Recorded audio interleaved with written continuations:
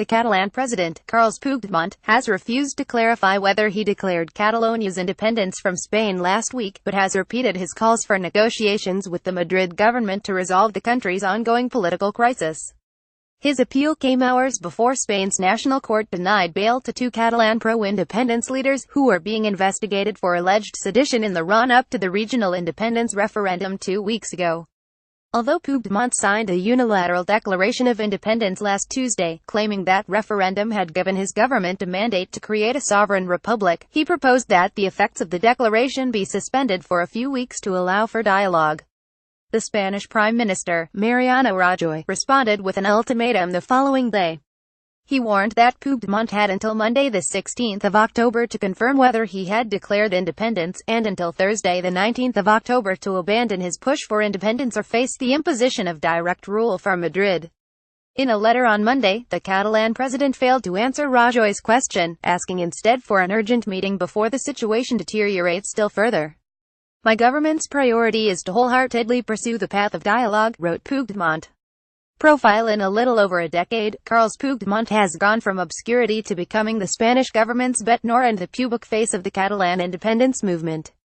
A staunch and long-standing independence campaigner who has been the regional president of Catalonia since January 2016, Puigdemont was born to a family of bakers in the Catalan province of Girona in 1962.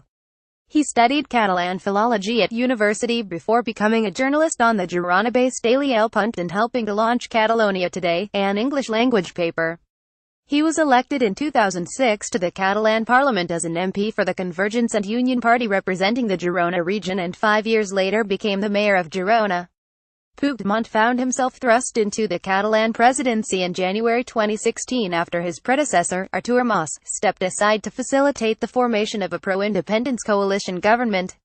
Thank you for your feedback. We want to talk, as people do in established democracies, about the problem facing the majority of Catalan people who want to begin their journey as an independent country in Europe. The suspension of the political mandate received at the ballot box on the 1st of October shows our firm desire to find a solution and not confrontation.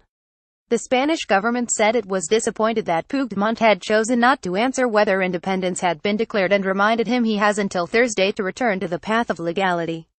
It shouldn't have been too hard to answer yes or no on whether independence has been declared, Spain's Deputy Prime Minister, Soraya Sáenz de Santamaría, said on Monday morning. "I don't think it would have been a complicated reply. With an issue as important as this, all we ask is clarity. Prolonging the uncertainty through deliberate confusion only serves those who want to do away with civic harmony." In the letter, Puigdemont said his government was proposing a 12-month window for talks before pressing ahead with independence, but he called on the Spanish authorities to put an end to what he called the repression of the Catalan people and government.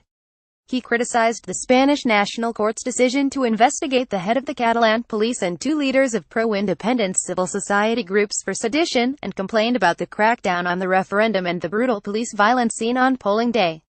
"Despite everything that has happened, our offer of dialogue is sincere," Puigdemont added, "but logically it is incompatible with the current climate of growing repression and menace. Let's agree, as soon as possible, to a meeting that will allow us to explore initial agreements. Let's not let the situation deteriorate still further. With good intentions and by recognizing the problem and looking it in the face, I am sure we can find the path to a solution." Sáenz de Santamaría said that if Puigdemont was serious about dialogue, he should appear in the Spanish parliament. "No one is denying him dialogue," she said. "But dialogue has to be carried out within the law, with the maximum possible clarity and in the Congress where all Spaniards are represented." On Monday evening, Spain's National Court ordered the leaders of two pro-independence Catalan civil society groups to be remanded in custody as part of an investigation into alleged sedition before the referendum. A judge ruled that Jordi Sánchez, president of the Catalan National Assembly, and Jordi Cuixart, president of Òmnium Cultural, should be denied bail pending an examination of their roles in the protests that followed the arrest of 14 senior Catalan officials in September. However, the judge decided that Josep Luis Trapero, the head of the Catalan police force, who is also being investigated for sedition, could remain free as long as he surrendered his passport, stayed in Spain and kept in regular contact with the courts. The Catalan president's position will only serve to hasten the unprecedented invocation of Article 155 of the Constitution, which permits the central government to take control of an autonomous region if it does not fulfill the obligations imposed upon it by the Constitution or other laws, or acts in a way that is seriously prejudicial to the general interest of Spain. Rajoy has made it plain that there will be no negotiations until Puigdemont renounces his independence plans and returns Catalonia to constitutional order. He has also said that the thousands of Guardia Civil and National Police officers deployed to Catalonia to halt the vote will remain there until things return to normal. The Catalan government has accused Rajoy of in effect already activating Article 155.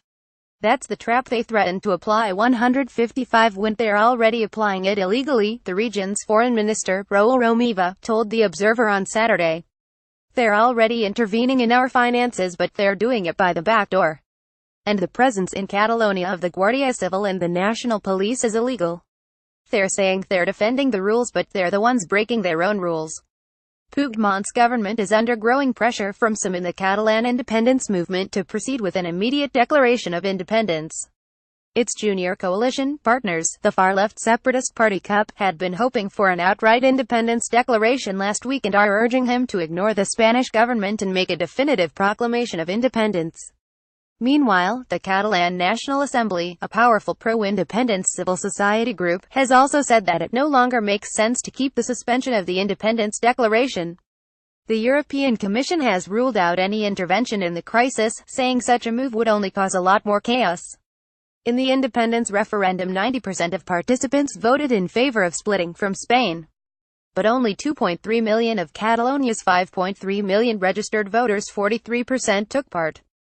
According to the Catalan government, 770,000 votes were lost after Spanish police stepped in to try to halt the vote.